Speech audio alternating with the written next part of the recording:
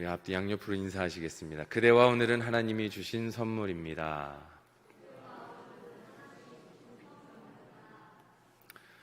우리가 방금 읽은 요한복음 6장은 요한복음에서 71절까지 있는 굉장히 긴 절까지 있죠. 근데 요한복음 6장은 우리가 너무나도 잘 알고 있는 이적이 있습니다. 유일하게 공관복음, 이 사복음서에서 유일하게 이 네 복음서에 모두 다 나오는 유일한 이적, 오병이어죠. 6장에 보시면 오병이어의 이적이 나옵니다. 그 오병이어의 이적은 누구나도 다 잘 알고 있지만 사실 이 요한복음 6장에서 다루는 오병이어 같은 경우는 굉장히 중요한 메시지를 담고 있습니다.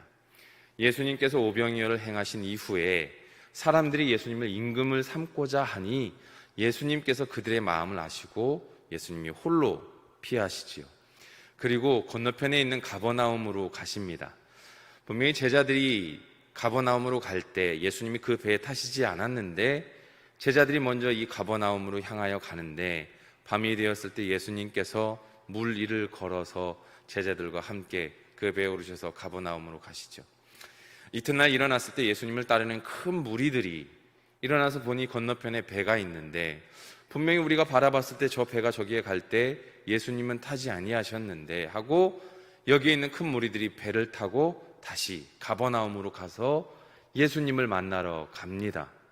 그곳에 가서 예수님을 만나서 이야기합니다. 분명히 예수님 가실 때 저희가 제자들밖에 보지 못했는데 어떻게 오셨습니까?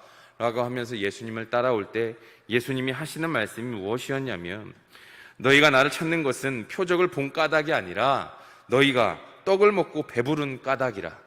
그래서 썩을 양식을 위하여 일하지 말고 영생의 양식을 위하여 일하라 라고 말씀하십니다. 그랬더니 이들이 이야기하죠. 우리가 하나님의 어떻게 하나님의 일을 무슨 하나님의 일을 하오리까? 하나님의 아들을 믿어라.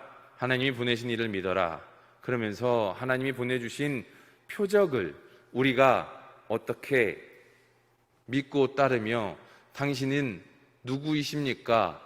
당신이 하시는 일은 무엇입니까? 라고 묻는 그들에게 예수님께서 답변하시면서 하나님께서 너희에게 영원히 줄이지 않고 목마르지 아니할 떡을 주신다. 그게 누구라고요? 예수님이라고. 내가 생명의 떡이라고 예수님이 그들에게 이야기하세요. 그랬더니 줄이지 않고 목마르지 아니할 그 떡. 그랬더니 그 무리들이 그 떡을 우리에게 주소서 라고 간구하는 그들에게 내가 그 떡이다 라고 얘기했을 때 이들이 듣고 어땠을까요? 기이하지요. 그래서 유대인들은 그 중에서 기이히 여깁니다. 저가 분명히 목수의 아들 요셉의 아들인데 그 예수인데 어찌 자기가 하늘에서 왔다 하는가? 요한복음 6장의 말씀이 정말 중요한 이유는 무엇이냐면 우리나라의 대다수의 많은 이단에 있는 교주들이 흔히 자신들이 예수라 얘기하는 이들이 이 6장에 있는 말씀을 빗대어서 얘기해요. 이 6장에 우리가 읽은 60절 이전에 50절부터 그 하반절에 나오는 50절의 구절들에 보면 40대 구절, 50대 구절에 보면 하나님을 보는 것은 하나님의 아들에게 본 것이다. 이 땅에서 나타난 것이 아니라 하늘에서 받았다. 여러 가지 이야기를 합니다. 그래서 요한복음 6장을 가지고 본인들이 그렇게 하나님의 아들로 와서 내가 예수다라고 얘기하는 이들이 참 많이 있습니다. 오늘 말씀이 되게 중요한 이유는 뭐냐면 이렇게 말씀하신 예수님, 큰 무리들에게 말씀하신 예수님에게 나는 무엇이다 7가지 이야기하는 것 중에 나는 생명의 떡이다.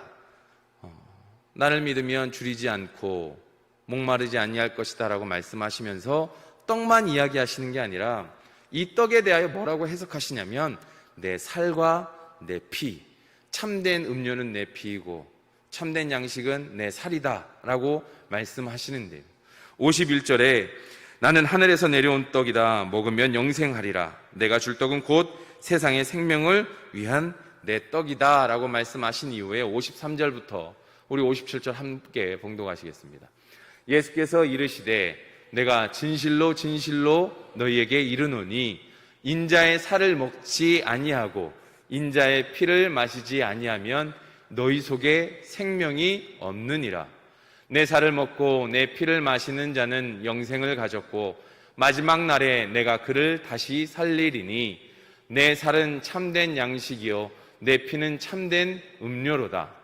내 살을 먹고 내 피를 마시는 자는 내 안에 거하고 나도 그의 안에 거하나니 살아계신 아버지께서 나를 보내심에 내가 아버지로 말미암아 사는 것 같이 나를 먹는 그 사람도 나로 말미암아 살리라.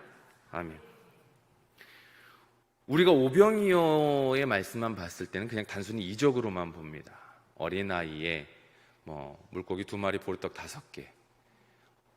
그런데요, 요한복음에서의 6장의 이 오병이어의 메시지는 굉장한 의미가 있어요.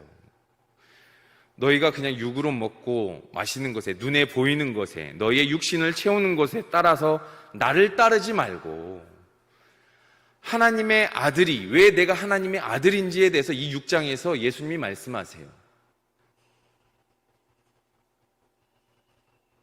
다윗이 증거하는 이가 나다. 모세가 얘기했던 이가 나다. 그러면서 예수님께서 나를 믿으라라고 이야기하시는데 정말 귀한 건 우리가 읽었던 말씀이에요. 생각해 보세요. 내 살을 먹고 내 피를 먹으라는, 우리가 이해할 때는 우리는 어렸을 때부터 신앙생활을 하며 들어왔기에 이 말씀이 거부감이 없지만 당시에 예수님을 통해서 예수님께서 내 살을 먹어라, 내 피를 먹어라, 되게 기이한 일입니다. 이후에 나중에 사울이 복음을 전하고 또 초대교회가 박해를 로마에게 받을 때 이것을 기념하여 예수님의 최후의 제자들과 함께 나눴던 성찬을 기념해서 이리 성찬을 할 때 예수님의 살이요 피다라고 얘기하고 할 때 그 당시에 흘렀던 소문이 뭐냐면 크리스찬들은 식인을 한다라고 얘기했어요. 사람을 먹는다고 그런 소문까지 났어요. 왜요? 내 살과 피다라고 얘기했기 때문에. 그러니 예수님이 하시는 이 말씀이 기이하지 않았겠냐라는 거예요. 그 한참 전의 얘기인데 얼마나 기이했겠습니까? 단 한 번도 구약의 율법을 통해서 들어본 적도 없는 말씀의 해석이요, 말씀의 이야기니 당연히 기이하죠.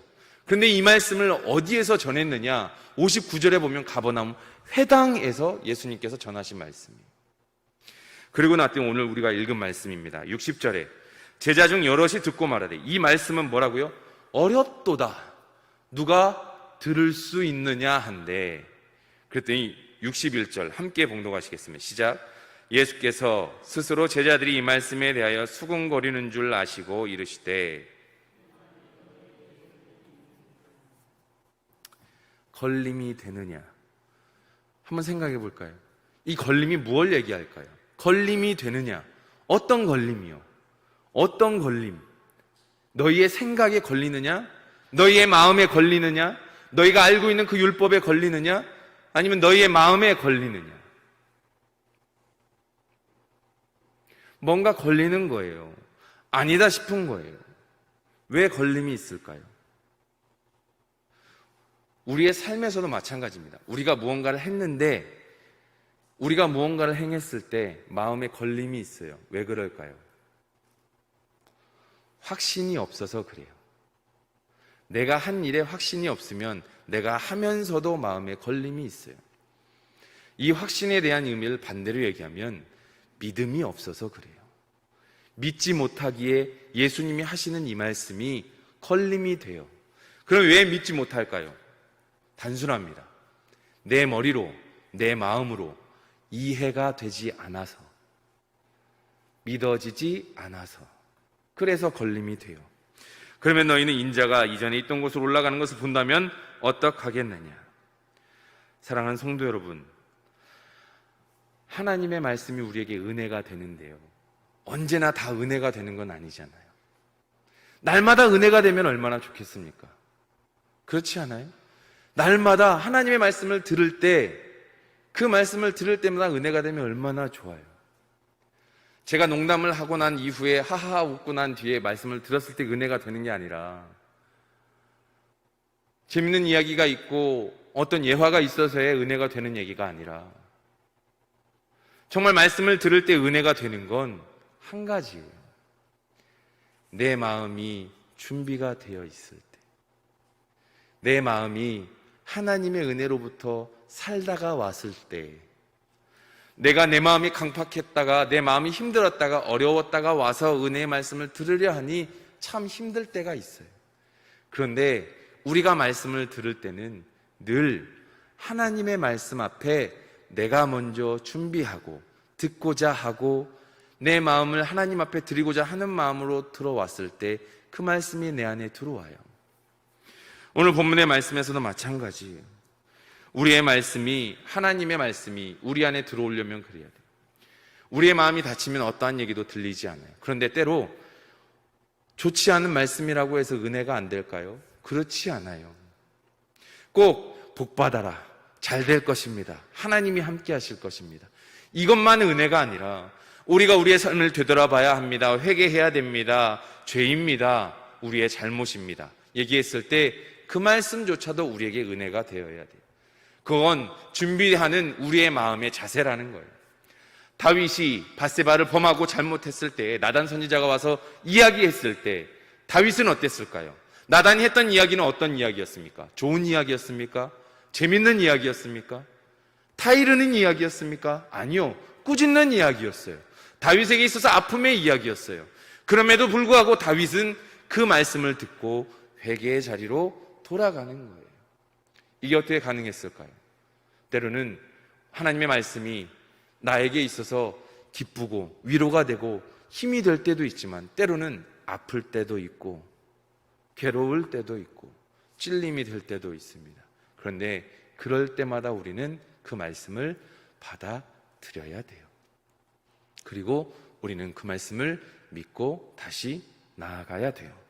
사랑하는 성도 여러분, 하나님 앞에 우리의 삶을 들이시는, 우리의 마음을 들이심으로 말미암아 준비된 자의 모습으로 예수님이 주시는 그 말씀을 온전히 듣는 자, 깨닫는 자, 그로 말미암아 마음의 걸림이 아닌 들었을 때 고백하는 저와 우리 성도님들이 되시기를 간절히 축원합니다. 오늘 본문의 말씀에서 그래요. 63절 말씀 함께 봉독하시겠습니다. 살리는 것은 영이니 육은 무익하니라. 내가 너희에게 이른 말은 영이요 생명이니라. 살리는 것은 영이래요. 또 하나는 뭐예요? 너희에게 이른 말, 예수님의 말씀이 영이래요. 이건 뭐냐면 예수님의 말씀은 살리는 것이다. 그 예수님의 말씀은 생명이라는 거예요. 결국은 예수님의 말씀을 듣고 살아가는 거예요. 그런데 뭐예요? 육은 무익하니라. 그러면서 64절에 그러나 너희 중에 믿지 아니하는 자들이 있느니라 하시니, 조금 전에 얘기했잖아요. 예수님이 말씀하시는데 믿지 못하기에, 온전히 믿지 못하기에 마음에 걸림이 있는 거예요. 그래서 그 중에 믿지 못하는 자들이 있는 것을 예수님께서 아신다라는 거예요. 그런데 이 자리에 누가 있었냐? 예수님이 12제자만 있었냐? 그렇지 않아요. 조금 전에 큰 무리라고 했잖아요. 70제자도 있었고 500의 형제도 있었고 그보다 더 많은 숫자가 예수님을 따랐어요. 왜요? 이전에 병자를 고쳤고 오병이의 이적이 있었기에 그들이 병 고치고 먹을 것을 마음껏 채워주시는 예수님을 따르면 굶어 죽지 않고 늘 걱정 없이 살 수 있을 것 같아서. 그런데 예수님이 하시는 말씀은 웬걸요? 듣도 보지도 못했던 말씀을 하시는 거예요. 근데 그 말을 믿고 따라야 되는데 따르지 못하는 거예요. 그런데 예수님께서는 아셨던 거예요. 그들이 믿고 따르지 못할 것이라는 것을. 근데 사랑하는 성도 여러분 보세요. 영은 산다고 얘기해요. 육은 무익하다 얘기해요. 돈은 물론 우리에게 많으면 많을수록 편하겠지만 죄를 범하게 하는 씨앗이 되지요. 뿌리의 씨앗이 돼요.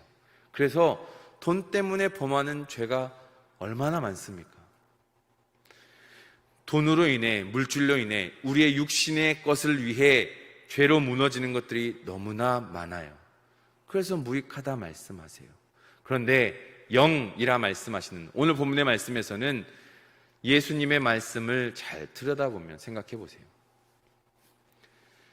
노예로 살던 이스라엘 백성이 순간에 하나님에게 택함받은 하나님의 백성으로, 또 하나님과 동행하심으로 우여곡절이 있었지만 뜻하시는 계획 가운데 들어가게 되고, 죽어갈 때마다 선지자들 통해서 살리시고 하나님께서 인도하셨는데, 그 가운데 늘 무엇이 있었습니까?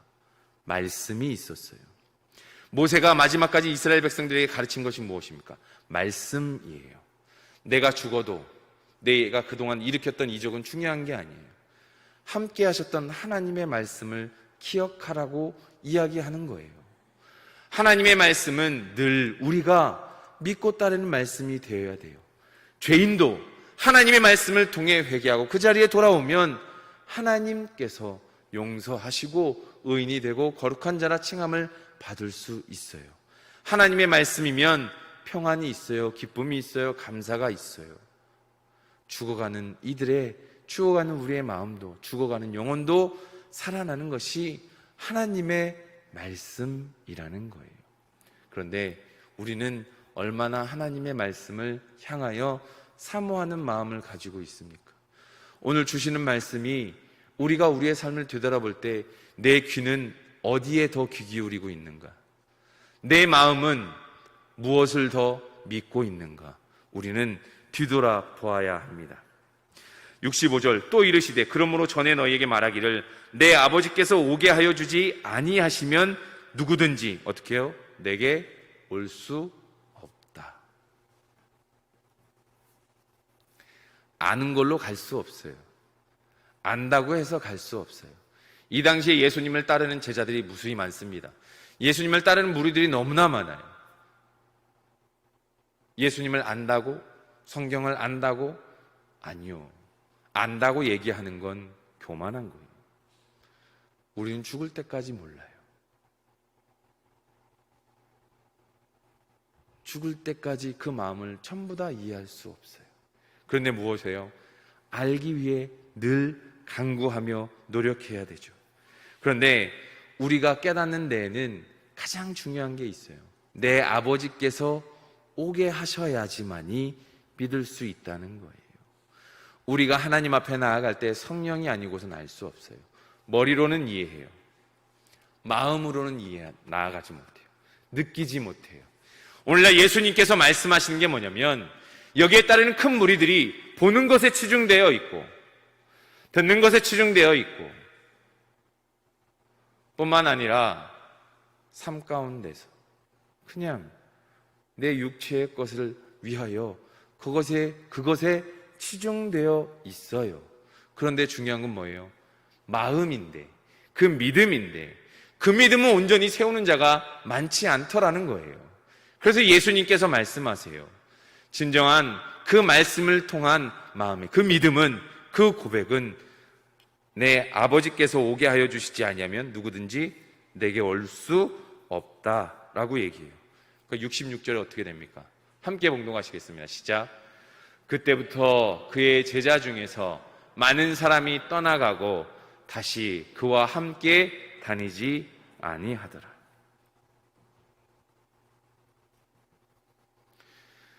많은 사람이 떠나가고 다시 그와 함께 다니지 아니하더라. 이 말은 뭔 말입니까?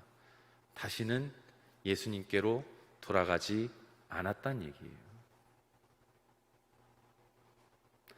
마음이 아픈 게 뭔지 아십니까? 나라의 대출 이율이 오르고 집값이 떨어지고 이런 경제적 상황을 보면 모두가 다 탄식을 하고 한숨을 내쉽니다. 그런데 하나님을 떠나는 자녀들이 많아지고 믿음을 찾는 사람들이 떠나가고 말씀에 귀 기울이기보다 세상의 말에 귀 기울이고 육의 무익한 육의 것을 따르는 자들이 많아지는 이 세상으로 가는데 그 누구도 탄식하는 자들이 없다라는 거예요. 우리는 탄식해야 돼요. 하나님을 믿는 우리라면 우리가 탄식해야 돼요. 줄어가고 있는데, 줄어드는데 어떡하나 어떡하나는 누구나 할 수 있는 얘기입니다. 우리가 해야 되는 건 무엇이겠습니까?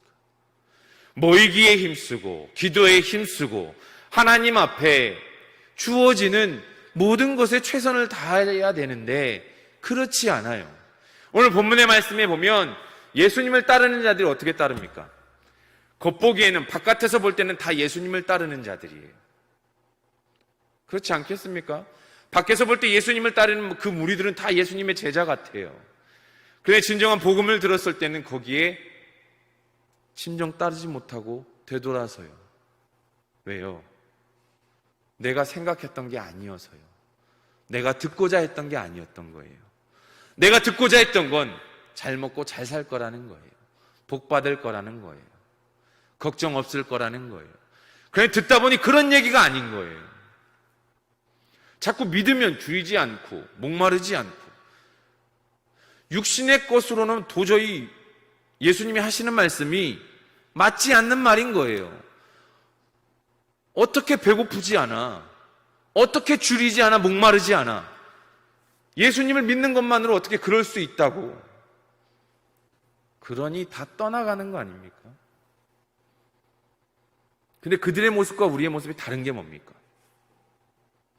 예수님을 믿는다고 나오긴 하지만 진정으로 믿음의 자리에서 진정 우리가 끝까지 예수님을 믿는다라고 고백할 수 있습니까? 어제 TV를 봤더니 벌거벗은 세계사 TV 프로그램을 하는데 예수님에 대해서 나오더라고요. 보는데 참 재미있게 봤습니다.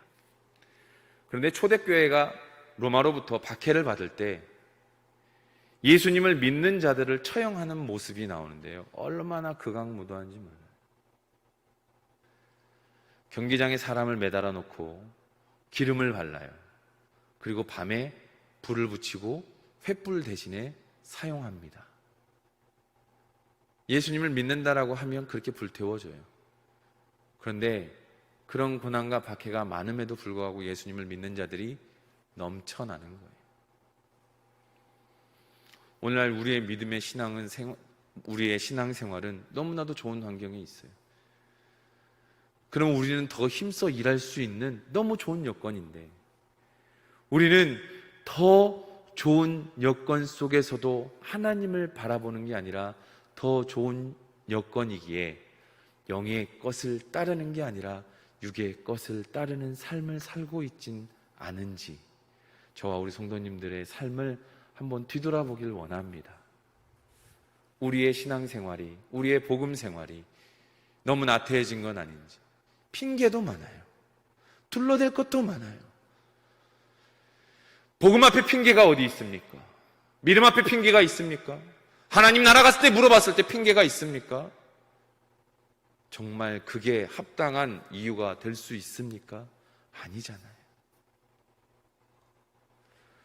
말씀을 뒤돌아보며 참 게으르고 부끄러운 제 모습을 봐요. 과연 내가 이 말씀을 전해도 될까? 그래 정말 좋은 환경과 여건인데 복음을 전하고 나아가 더 열심히 해야 되는데 그러지 못하고 있는 모습을 보면서 근데 비단 이게 저만 되돌아봐야 될 문제이겠습니까? 같이 돌아볼 문제 아니겠습니까?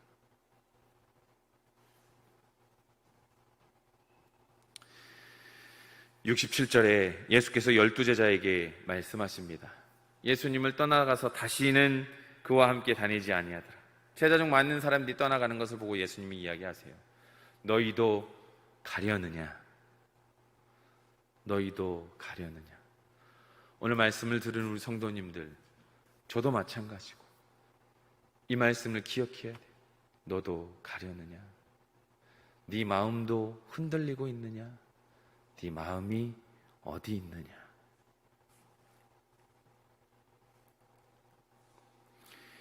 시몬 베드로가 참 아름다운 고백을 해요. 이 고백이 우리의 고백이 되기를 간절히 소원하고 축원합니다. 같이 우리 함께 68절, 69절 같이 고백하시겠습니다. 시작. 시몬 베드로가 대답하되 주여 영생의 말씀이 주께 있사오니 우리가 누구에게로 가오리이까?